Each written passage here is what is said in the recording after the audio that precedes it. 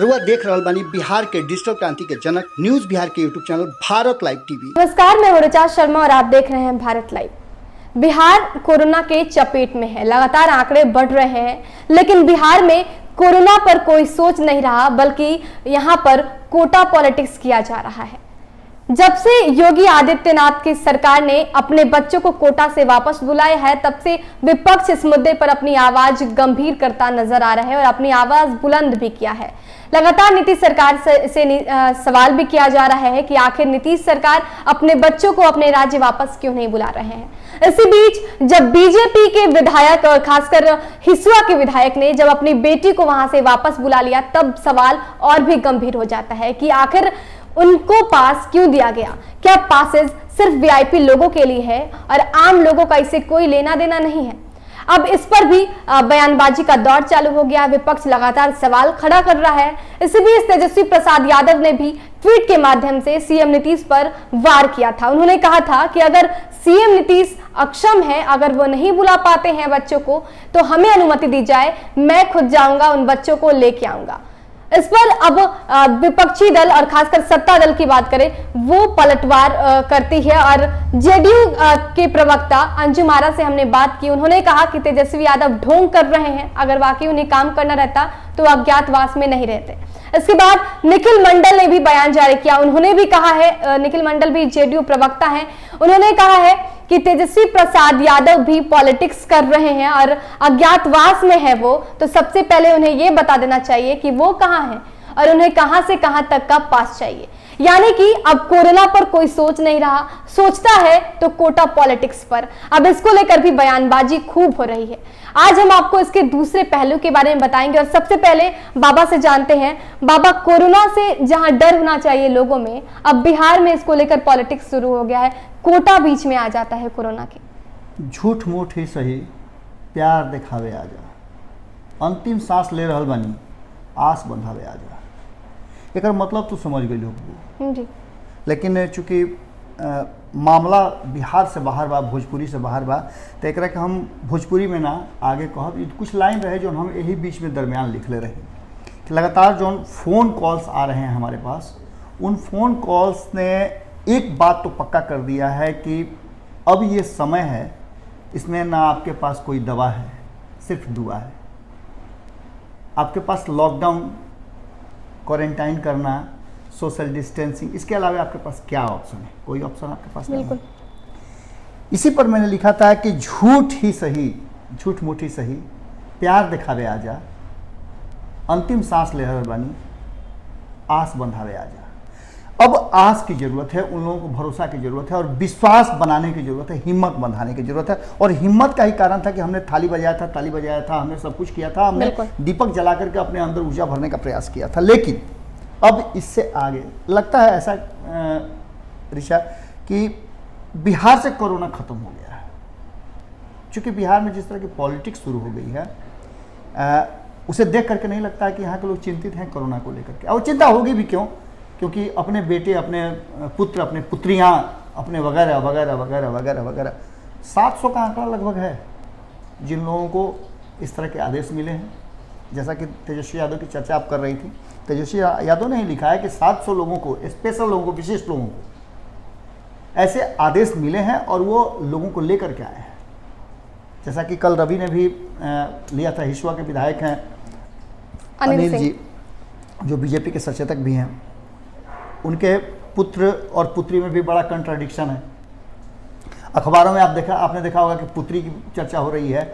जो हमारे पास अनुज्ञप्ति पत्र है, उस अनुज्ञप्ति पत्र में पुत्र लिखा हुआ है। खैर, पुत्र है, पुत्री है, जो भी है सब समान है, उसका कोई अंतर नहीं है। लेकिन अब ये सवाल ये उठ रहा है कि अगर तेजस्वी यादव ने ये बातें कही हैं, अगर नीतीश कुमार जी ये बात कहते हैं कि हम किसी को लाने नहीं जा रहे हैं, अगर भारतीय जनता पार्टी के सबसे कद्दावर नेता सुशील मोदी कहते हैं कि हम किसी को लाने नहीं जा रहे हैं, तो फिर नहीं लाने जा रहे हैं तो खास लोगों को क्यों लाने का अनुज्ञप्ति मिल रहा है, क्यों आदेश मिल रहा है? इसी को लेकर के अगर तेजस्वी यादव सवाल पूछते हैं तो कहा यह जाता है कि विपक्ष जो होता है वो सरकार का आईना होता है, आईना दिखाने का काम करता है, जिसमें आपको जनता की छवि नजर आती है। और निश्चित रूप से जनता अगर किसी के प्रति उत्तरदायी है और जनता के सवालों को रखने का किसी को अधिकार मिला हुआ है, हालांकि ऐसा अधिकार तो तेजस्वी यादव को मिला नहीं था। तेजस्वी यादव को सत्ता में बैठने का अधिकार मिला था, उन्होंने लगभग 2 साल के आसपास सत्ता में बैठने का सुख भी भोगा है।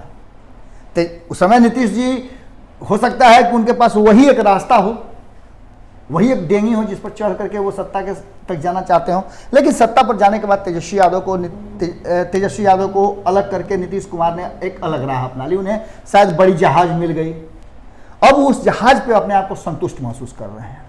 दूसरी सबसे महत्वपूर्ण बात यह है कि आखिर भारतीय जनता पार्टी के नेता को ही, एमएलए को ही क्यों मौका मिला?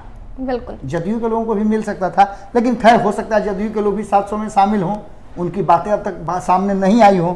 बहुत लोगों ने अपने बच्चों को पहले ही बुला लिया था।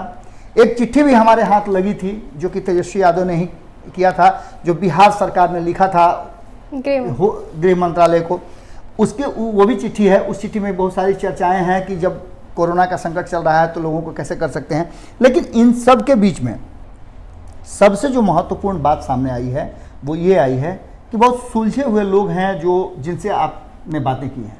जैसे अंजुम आरा की बात करें तो वो भी बहुत सुलझी हुई नेता है, लेकिन उनके पास ऑप्शन क्या है बोलने का? क्योंकि आपको अपने विरोधियों को एन केन प्रकारे ना टारगेट तो करना है। अभी आप बीजेपी के साथ हैं तो बीजेपी के तीता तीता भी आपको मीठा मीठा लगेगा।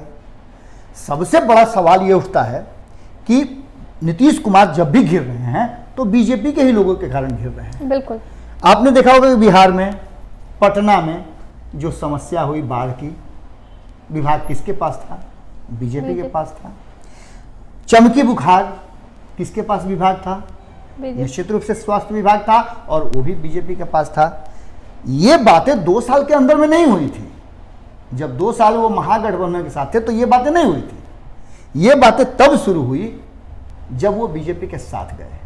तीसरा सबसे महत्वपूर्ण बात कि इन सब के बीच जिस तरह से नीतीश कुमार जी दावा के साथ कहते हैं और टारगेट करते हैं योगी आदित्यनाथ की सरकार पे, योगी आदित्यनाथ पे कि उन्होंने इस तरह का काम किया तो उन्होंने नियमों का उल्लंघन किया, उन्हें नहीं ऐसा करना चाहिए था, इससे परंपरा टूटती है, इससे नियम टूटते हैं, इससे ये होता है वो। लेकिन फिर आपने और आपकी सरकार ने, चूंकि होम मिनिस्ट्री आप ही के पास है, तो नीतीश कुमार जी जो भी प्रशासनिक लोग हैं वो आपके अंडर में आते हैं। आपके किसी प्रशासनिक अधिकारी को या तो पता नहीं था वो नियम कि हमको आदेश नहीं देना है। हालांकि बीजेपी के जो नेता अपने पुत्र को लेकर के आए हैं, उनका अनिल कुमार का कहना यह है कि हमें तो नियमों के तहत मिला है और मैं अकेला नहीं हूं, ऐसे बहुत सारे लोगों को मिला है। उन्होंने अपने पिता धर्म का भी बात की थी कि मैं, ठीक है मैं एक जनप्रतिनिधि हूं लेकिन मैं एक पिता भी हूं। लेकिन इन सब बातों के बीच में कुछ लोगों की चर्चा बहुत जरूरी हो जाती है। मैं एक शख्स की चर्चा करूंगा। जब ये बातें हुई थी तो मैंने प्रयास किया था सत्ता पक्ष के लोगों से बात करने का, खास करके बीजेपी के लोगों की क्या प्रतिक्रिया है। तो बीजेपी की प्रतिक्रिया जानने के क्रम में हमने कल भी चर्चा किया था इस बात का, लेकिन एक बार फिर से चर्चा करना इसलिए जरूरी हो जाता है क्योंकि प्रसंग आ गया है। हमने मिथिलेश तिवारी जो बैकुंठपुर के विधायक हैं उनसे बात किया था। उनसे हमने पूछा कि आखिर जब प्रधानमंत्री की बात अक्षरशः पालन करने के लिए अपने आप को पूरी तरह से लॉकडाउन किए हुए हैं, लॉकडाउन शब्द इतना अब बड़ा हो गया है कि नीतीश कुमार जी जब अपने आप को पूरी तरह से लॉकडाउन किए हुए हैं, वो हिल तक नहीं रहे हैं, जिस कुर्सी पर बैठ रहे हैं उस कुर्सी के दाएं बाएं तक नहीं होते हैं, सीधा स्ट्रेट फॉरवर्ड एकदम स्टील में बात करते हैं लोगों से कि हम ये कर रहे हैं, अच्छा कर रहे हैं, रोज़ अपने से समीक्षा कर रहे हैं, बहुत तरह की बातें कर रहे हैं। उन्होंने एक नया पहल शुरू किया है कि लोगों के घर घर जा कर के जाँच करवा रहे हैं। ये सब बातें अच्छी हैं, लेकिन नीतीश कुमार जी को ये मानना पड़ेगा कि इन 12 - 12 करोड़ बिहारियों में 1 करोड़ के आसपास जो आंकड़ा, माने कोई ऑथेंटिक आंकड़ा नहीं है लेकिन अनुमानता जो आंकड़ा है, 1 करोड़ बिहारी जो बाहर फंसे हुए हैं वो भी तो इन्हीं के संतान हैं, इन्हीं के अंडर में काम कर रहे हैं, इन्हीं के उनको भी देखना इनका भी फर्ज बनता है। तो क्या ये नीतीश कुमार जी को नहीं चाहिए? बाबा, अगर एक तरह से देखा जाए तो ये तमाचा मारना ही हुआ, उन बच्चों पर जो आम लोगों के बच्चे जो वहाँ रह रहे हैं और वीआईपी लोग जाके ले आते हैं। जिस तरह से हमारे संपादक नमन मिश्रा जी से को फोन आ रहा है, कोटा के बच्चे उनको फोन, बच्चियां फोन जो कर रही हैं, उसके बहुत सारे क्लिप हम नहीं दिखा सकते हैं। उससे होता क्या है कि लोगों में और थोड़ा सा स्थितियां गड़बड़ाती हैं, लोग अलग तरह की बातें सोचने लगते हैं। इसलिए बहुत सारी हमारा भी दायरा है, लेकिन हम जो कह रहे हैं, हमारी भावनाओं से आप समझ सकते हैं कि हम भीतर ही भीतर कितना ज़्यादा आंदोलित हैं, और यही कारण है कि हम बार बार चर्चा भी कर रहे हैं। आपको लगता होगा, लोगों को लगता होगा कि हम तेजस्वी यादव की चर्चा क्यों कर रहे हैं, हम सरकार की चर्चा क्यों नहीं कर रहे हैं। हम सरकार की चर्चा कर रहे हैं, लेकिन सरकार जो कर रही है हम चर्चा उसी की न करेंगे। बिल्कुल। हम ये तो नहीं कह सकते हैं और लोगों की तरह कि नहीं सरकार ने तो कोरोना ही खत्म कर दिया। हम कह ही तो रहे हैं कि लगता है कि बिहार में कोरोना खत्म हो गया, इसलिए सत्ता पक्ष अब राजनीति पे उतर गया है। अगर तेजस्वी यादव कोई गलत काम कर रहे हैं, तेजस्वी यादव नहीं कर रहे हैं, तो इससे पहले मुख्यमंत्री को बताना चाहिए। बिल्कुल है बाबा, जब हमने बात की जेडीयू के प्रवक्ता से, दोनों प्रवक्ता ने इस बात को छुपाने का प्रयास किया है। दोनों ने यही बोला है, और जो भी भड़ास है वो तेजस्वी प्रसाद यादव पे निकाला, लेकिन किसी ने जवाब नहीं दिया है। जो जवाब होना चाहिए वो अभी तक हमें मिला नहीं। अब तक अगर कहा जाए तो सबसे ज्यादा संतुलित अगर कोई रहा है इस पूरे कोरोना मामले में तो वो विपक्ष है। चाहे वो केंद्र में विपक्ष बैठा हो या फिर राज्य में विपक्ष बैठा हो, चाहे जिस कारण से भी हो। शायद वो ये सोच रहा हो किसी कोरोना के बहाने हम साफ न हो जाएं, क्योंकि सरकार के पास तो बहुत सारे हथकंडे हैं। अब कोरोना के नाम पर किसी को भी कुछ कर दो, कोरोना के नाम पर कुछ भी कर सकते हैं आप। हमारे पर भी हो सकता है, क्योंकि हम भी लगातार इन बातों को उठा रहे हैं। तो ये एक दीगर बात है, लेकिन हौसला और लोगों के साथ जुड़े रहने का, लोगों की बात रखने का जो एक जज्बा है, उसको हम कभी कम होने नहीं देंगे। केंद्र सरकार से जिस तरह से बिहार को केंद्र सरकार ने इग्नोर किया, नीतीश जी की चुप्पी साफ दिखी।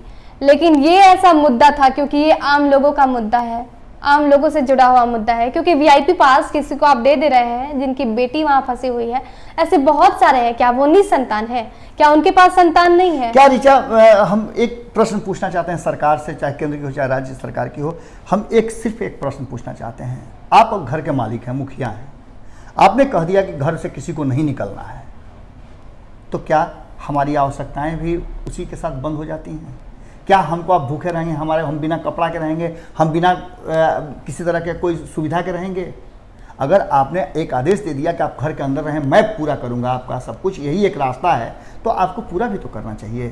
खैर, इन सब बातों को लेकर के एक अंतिम पंक्ति के साथ मैं इस पूरे एपिसोड को खत्म करना चाहूंगा कि पेट बांध ली सियासी शहर में बानी। एक के तो ऐसे भी कह सकेली कि पेटी बांध ली रुआ सियासी शहर में बानी, भूख बेकारी सब बिला जाई, रुआ गोड़े गोड़े पैदले पैदले सफर में बानी। स्थिति अभी भी बा कि काल हमारा भी तस्वीर आई रहा, जौन तस्वीर में लोग अभी भी सारा नियम कानून के धज्जी उड़ाते हुए बिल्कुल उत्तर प्रदेश से बिहार में प्रवेश करता। और ओकर तस्वीर हम चाहब कि वीडियो एडिटर जौन बाड़न वो लगा देस कि सरकार के कम से कम आँख खुलो कि रुआ गाड़ी घोड़ा छकड़ा मत दी, खाली रुआ भूख से जो आदमी बेचैन बाड़न, जिनका अपना परिवार से मिले के बाद और जिनका परिवार में भूख से लोग तड़पता। जैसे विधायक जी कहले है कि हमार बेटा प्रिय बाड़न, जनप्रतिनिधित्व बानी, लेकिन बेटा से भी हमारा उतना ही फर्ज निभावे के बा और प्यार बा। तो वैसे ही हर गरीब के जौन कमाए खातिर 10 गो रुपया कमाए खातिर अपना परिवार खातिर कर रहा, ओकर भी अपना बेटा से उतना ही ममता बा। अगर रुआ ना ओकरा के पहुंचाई तो रुआ अपन हर दीवार तोड़ के, हर नियम के तोड़ के, हर चीज के ध्वस्त करके वो अपना बाल बच्चा भी पहुंच जाई। और ऐसा हो रहा बा, लोग अभी भी मोटरी लेके जा रहा बा। तस्वीर सामने पर रुआ देख के रुआ अंदाजा कर सकिले कि अगर ये स्थिति 2 के बाद अगर 3 में कन्वर्ट होता तो रुआ से ना रुकी। जिस तरह से बीजेपी विधायक कह रहे हैं कि उन्होंने नियम का पालन करके वो वहां पे गए कोटा में और अपनी बेटी को वापस लाए हैं, उन्होंने लेटर भी दिखाया है, ये यहाँ तक तो ठीक है, लेकिन उन्हें पास क्यों दिया गया? वीआईपी होने के नाते उन्हें पास दे दिया जाता है और बाकी जो बच्चे हैं, बाकी जो पेरेंट्स हैं वो बिलख रहे हैं और उनके बच्चे तक उनको नहीं पहुंचाया जा सकता है। बिहार सरकार ने पहले ही ये बिल्कुल स्पष्ट कर दिया था कि कोटा में जो बच्चे हैं वो संपन्न परिवार से आते हैं, कोटा में जो बच्चे अधिकांश अपने पेरेंट्स के साथ वहीं रहते हैं, तो उन्हें किसी भी कीमत पर बिहार वापस नहीं लाया जाएगा। अगर उन्हें लाया जाता है तो ये लॉकडाउन का उल्लंघन होगा। तो फिर बीजेपी के विधायक कैसे उल्लंघन कर सकते हैं?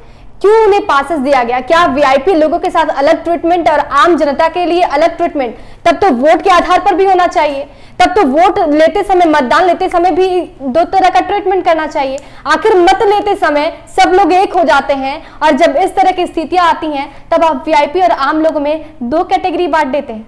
ये कतई सही नहीं। और जिस तरह से अभी तक जवाब नहीं मिला है सरकार के माध्यम से, वो जवाब चाहिए। हर एक जनता ये जानना चाहती है कि आखिर ये भेदभाव क्यों हुआ है, और खास करके बात जिस तरह से पॉलिटिक्स हो रहा है बिहार में, क्या कोरोना का डर खत्म हो गया है?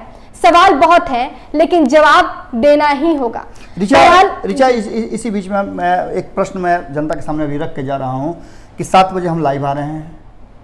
हम एक बार फिर से आग्रह करते हैं नीतीश कुमार जी आपसे भी और प्रधानमंत्री जी आपसे भी, दोनों से हमारा आग्रह है कि आपके 40, छोड़ दीजिए एक विधायक को, एक एमपी को, आपके 39 जो एमपी हैं उनसे आग्रह कीजिए कि वो लाइव में आएँ, लोगों का फ़ोन कॉल उठाएं, अपने क्षेत्र के लोगों की मदद करें।